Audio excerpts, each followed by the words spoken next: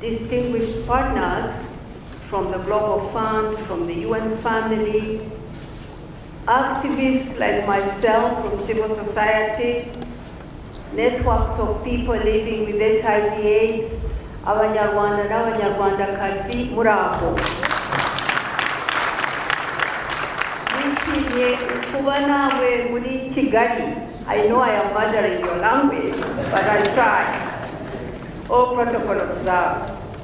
It's a great honor and it's a privilege for me to be among you today in Kigali to give my first address as a new Executive Director of UNAIDS at this special session of OFLAD at the 20th ICASA.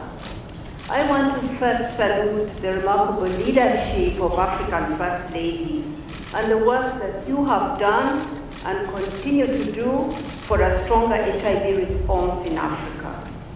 Since its inception in 2002, with First Ladies from 18 countries, some of you still active today, UNAIDS has traveled hand in hand with OFLA to ensure that our children here in Africa are born HIV-free and their mothers are kept healthy.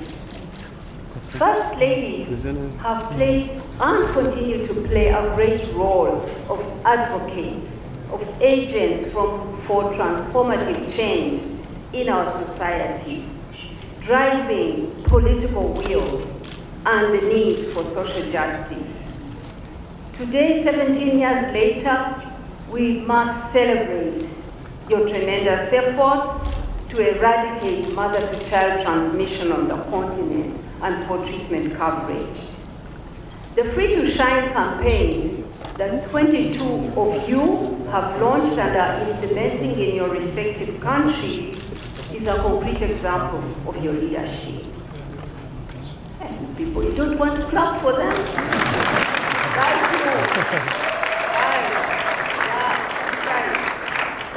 UNAIDS is currently supporting several of you to implement this campaign, and soon we're going to be sharing an HIV best practices toolkit to support you further.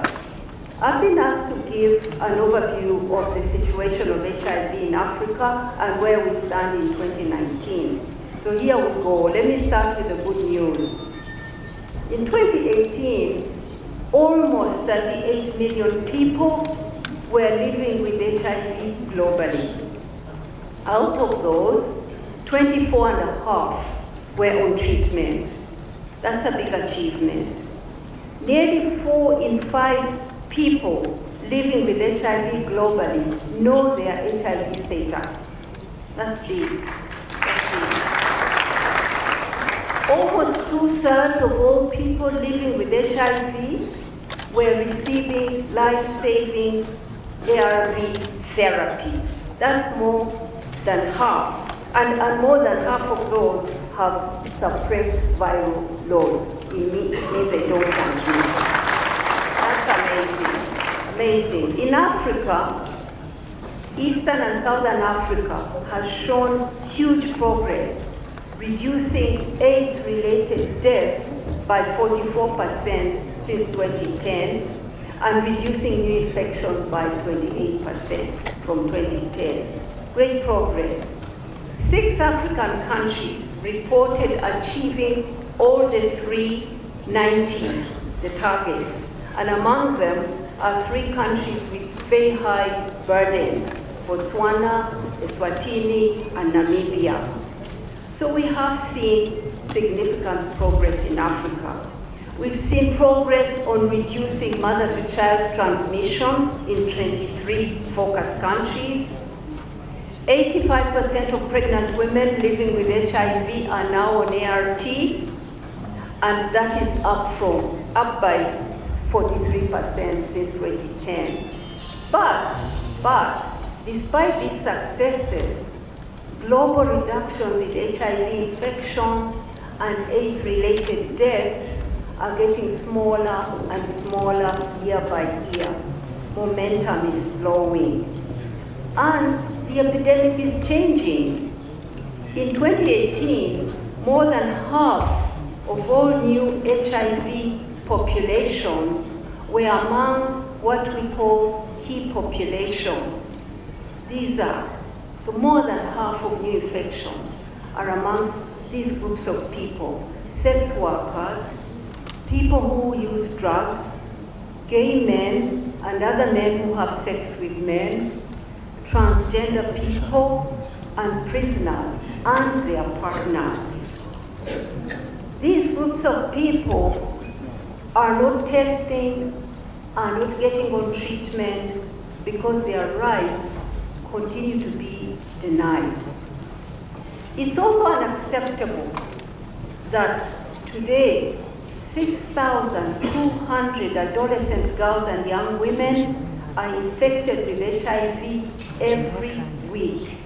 Every week, 6,200 young women, girls infected. We are letting them down. We can't let this happen. The Western and Central African region is lagging behind, especially for treatment coverage for pregnant women and for testing and treatment of children. Half of all children born with HIV who are not diagnosed early will die before their second birthday. In Northern Africa, we are seeing an alarming peak in new HIV infections, especially among adolescents who don't know their status. Young women and girls are at increased risk of HIV. Why? Because of harmful social norms and sexual and gender-based violence, especially in the humanitarian settings. Girls have limited knowledge and don't get comprehensive sexual education. So they lack the power and knowledge to make informed decisions about their health. And many countries are refusing to introduce comprehensive sexual education for moral reasons, for really misguided reasons. This is a matter of life and death now. Girls need to have the information they need to live healthy sexual lives. When it comes to financing the HIV response, I'd like to salute the leadership, the efforts of the African Union. They've contributed, many member states, to the replenishment of the Global Fund. That's great. Thank you. But the total funding for the HIV response globally has decreased by $1 billion in 2018. So there is still a big financing gap in AIDS response, and we need to keep stepping up. To improve health outcomes, we need more domestic resources invested in our health systems and in the HIV response. But these responses must be human rights focused, must be gender responsive for them to have their highest impact. At UNAIDS, we'll be looking closely at how to support governments to maintain their health spending in a context of debt rising, in a context of austerity measures coming in.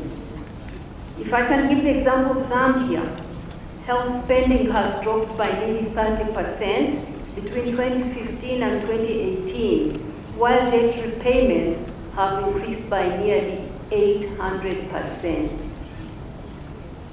We are making poor people, ill people, HIV people pay the price of debt. That is not right.